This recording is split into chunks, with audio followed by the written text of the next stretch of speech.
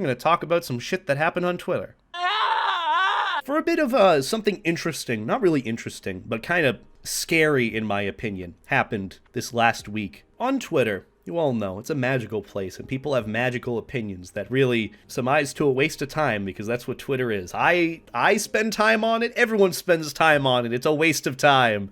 But before I even go into this, I just want you to know that we're not going over this for the sake of making fun of an individual, or for being like, this is a yikes situation. We're talking about it to learn something from it. And the lesson that I'm going to tell you guys about it is after we go over it, and how things need to be handled in a much more mature manner, rather than the whole, ha ha ha, this happened and this person's a psychopath. No, we're not doing that. I know you guys can be mature, and I need you guys for this conversation today to be very mature and very chill. Because this whole thing that happened and the conversation leading up after this point is very much needed to be handled in a mature manner. Because I don't want to write this narrative going on where it's like, oh wow, we're just gonna make fun of this person. No. But, just little disclosure, this is not really something to really joke about. Granted, you know, it's a bit humorous, the whole situation, because it's so empty. But at the same time, I have major concerns over what happened, not just for me, but the individual in question. But also, I want to know what more can, like, be done so that worries from the situation don't really occur, and how we can teach people, and in turn, allow this sort of idea that, like, hey, what happened is not okay. So, I'm done patronizing. Let's get on to what happened. If you follow me on Twitter, and you saw wonderfully on, I think it was Monday, something happened where within the span of 24 hours, someone had asked me for help on something so absurd and kind of creepy. Actually, not even kind of, just downright stalkerish behavior. And within that span, they just openly sent like a threat on my life. And I don't know how the hell it escalated from like 1 to 1,000. So for context as to what happened, I woke up Sunday afternoon, 4 p.m. Yes, that is my sleep schedule. And this showed up in my feed, like a notification. This person's like, hey, could you help me with this? And they tagged me. I don't know why, but what happened in this message right here shows that they were blocked from joining JFET's Patreon, and they are not allowed to join. This only happens if they're blocked from it, which there's a bit of context to this beforehand, but we'll get on to that later. But this already rubbed me the wrong way, because literally a day before, I was at a party talking to JFET about this exact thing. Not specifically the person in mind, or the user, but that we were talking about really creepy, stalkerish, like, very unacceptable behavior from users who are obsessed with us or whatever we do, or this sort of parasocial idea of who we are. And this is exactly what was happening less than 24 hours after the conversation that I had with JFET. And we were just talking about stuff, and I was talking about, you know, parasocial relationships and what I do online, and he's like, oh yeah, that's great because I have this issue right here. Someone in question, one of a few people that have this very, really creepy mentality towards their favorite creator. And so I saw this after keeping a minor conversation yesterday, and I was tagged in it. So I thought, you know, I'd be straightforward, even in a joking manner. I was straightforward. Hey, can you help me with this? No.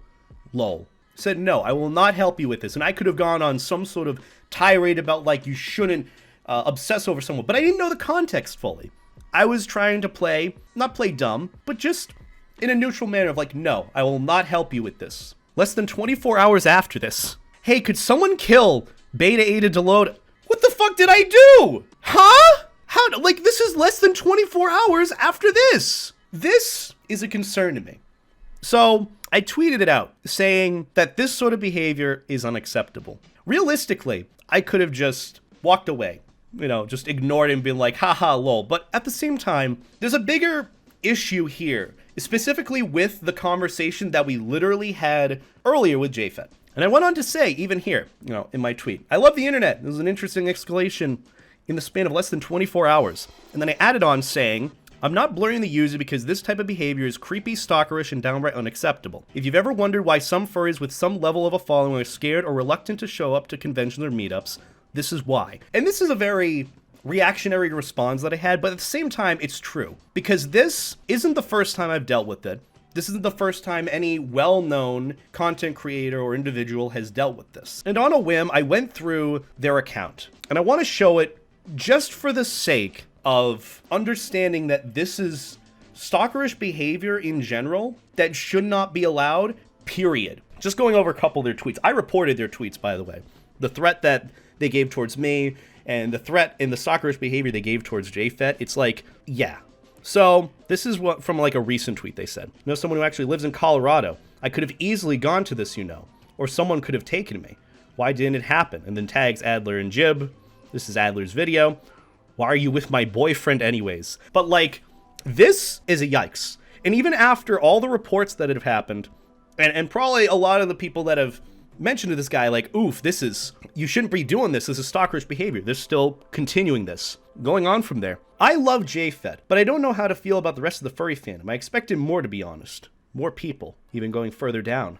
Majira, why aren't you helping me out? And he just kind of goes on these continual things of talking about all these well-known furries that, you know, as if they should be helping him with this obsession that he apparently has for JFET. I think even though this is one tweet, I could scroll all the way back and it gets even worse. But this, I think, says it all. It's an obsession. It's a very much unhealthy parasocial relationship created by this individual. This is why I talk about parasocial relationships, so this doesn't happen. These are the tweets that I replied, that I reported, that they said, hey, can anyone kill Beta? Hey guys, I'm sorry, I was proud. I still much love JFET speaks and I want to be around him right now. Thank you. JFET is cheating on me because Stripe stole my DNA. So we've gone over the Twitter and the user who threatened asking for not the alive of me. There's a deeper conversation to have here. Now, keep in mind, we're going to keep this as respectful as possible. I don't want to set this narrative as like, oh, this person should be harassed. This person, you know, he's so funny, point and laugh at him. No. Before we go on, we're not doing that. Because genuinely, I'm concerned, not just for my well-being and JFET's well-being and my friends' well-beings, but for the well-being of this individual. This behavior is so extremely concerning, and you can say whatever you like about this being like just a child on the internet or someone who's just chronically online who would never commit this IRL. At the same time, it's very worrisome. And I want to talk about this because I've had this exact issue happen multiple times where I haven't known what to really do. Where even my friend Kyle, you know, Majira, has confided in me about people who have threatened to show up to a panel and blah, blah, blah, this and that in Twitter DMs or in an email or anything just to like scare or threaten, which in reality, you know, they could be baseless, but at the same time, why is it assumed that it's baseless and that we shouldn't worry about it? You know, obviously people can not say it and still commit, but at the same time, seeing how things are nowadays, someone was trying to argue like, lol, Beta, this is just someone on the internet doing baseless accusations. I know how crazy people are. And I don't know if anyone's paid attention in the last, 2 years or so, but the ability for someone like that to get close to me with the intent to commit something like that and the ability to commit something like that is concerning. I'm not overthinking this. This is just kind of how the world is. And you know, for the past year, and the past few years that I've had to deal with this, and my friends who are also, you know, well-known furries who have had to deal with this, have just sort of ignored it, but also had it worry them in the back of their head, because there are accounts with faces and names to this, regardless whether this is just a troll or not. It's disturbing and concerning, and I really wish there was an easier way to deal with something like this. You know, I don't wish this on anyone to have to worry about that. And that's the thing as well, like, we're not even, just thinking about it in the terms of well-knownness or popularity, we're not like big stars or any level of big influencer, popular individual. We're in a sub-community on the internet. Why is this happening? How do you deal with something like that? And you know, one of my friends, sort of like an acquaintance that I know, Remy, actually sort of came up with some idea of like, hey, you know, these accounts should be reported, and if you can trace back to the account, try to make the con staff aware for safety precautions of someone with the same name or so on and so forth. That's a good help. I'm going to be honest. That's someone who's taking it seriously, because I can't be the only one worried about this. I know I'm not the only well-known furry worried about this, but I can't be the only one worried for someone else's sake worried about this. I'm talking about this, and the reason why I'm having this discussion is so something can not only be done, which is kind of hard to do when it's just accounts on the internet that are hard to trace and whatnot, but just so some discussion can be made of how to prevent shit like this from happening, but to also try to teach people that this isn't okay. Because what I'm assuming from this individual is that they don't know that this behavior is unhealthy. I'd at least like to hope. That is wishful thinking. Wishful thinking. And I don't know if I'm wrong with that. I don't wish for them to go away forever. I want them to genuinely get help and, you know, I want them to recover from this. Because no one should be not only in this position that I'm in, but in this position of giving out these threats and genuinely feeling that way. That's not okay. But with regards to this individual, besides reporting the account and blocking and move on, I really wish there was more that could be done. Because keep in mind, I reported those tweets. I reported the tweets that were stalkerish behavior towards JFET. Twitter account's still up. It's still up. The tweets are gone, and Twitter's just like, oh yeah, you know, slap on the wrists. Well, that helps. That really helps me. Thank you. If anything, if this person genuinely has intentions of harm, it made him angrier. Wow. Thanks, Twitter. And, you know, I could make some argument about, like, Twitter, you know, not taking responsibility, but that's not going to help it. I want to know what I can do in my power, which, granted, I shouldn't have to begin with. No one should have to deal with this, whether it's not dealing with it or having, you know, the live in rent, head free sort of mentality of it. It's just, no one should have to deal with this, but I am. Because, honestly, this behavior has been going on for a while, not just from this person, but from people in general, and it needs to stop. It needs to stop. So I'm doing this stream and this talk. This is going on YouTube because I want this conversation. I want to do this video as a means of being some sort of voice for this, because this isn't okay. I don't care what level of troll you think this is. No one should have to deal with this. Remember how I said with the specific tweet, if you've ever wondered why some furries with some level of a following are scared or reluctant to show up to conventions or meetups, this is why. Not necessarily true, but it is true, but it also isn't. But the point is, this has some of my concern, you know. It's not that I'm worried about going out in public, it's that I'm worried about going to events like these where there's a lot of open access. Someone who is in this awful mentality, oh my god, this is even worse, Jesus. Oh, it has so much more, God.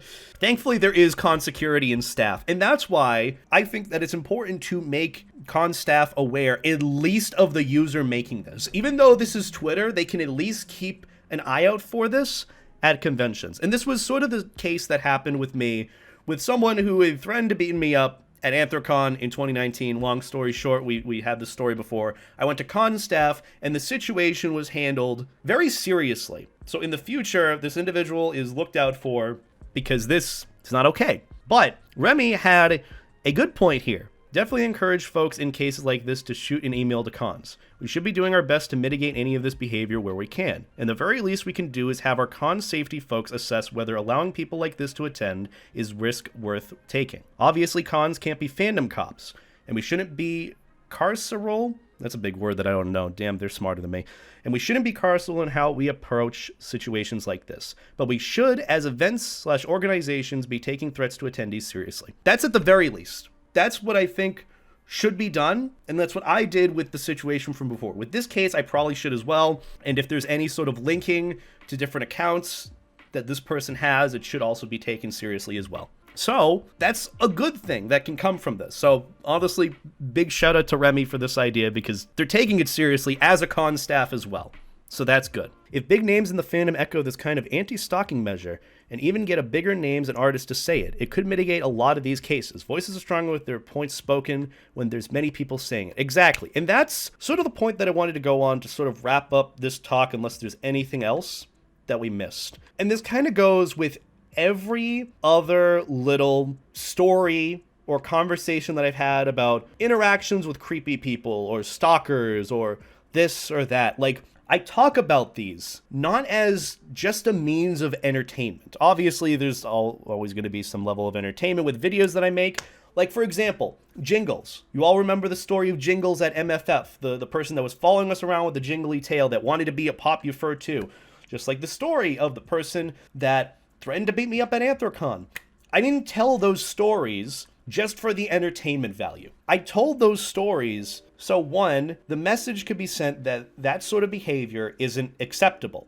And I know a lot of you watching this know that. The other reason why I talk about this is not to be condescending towards people or to be hateful towards people or to be like, this person's bad or, you know, I hate people that do this. I don't talk about it for that. I don't want that to be misconstrued.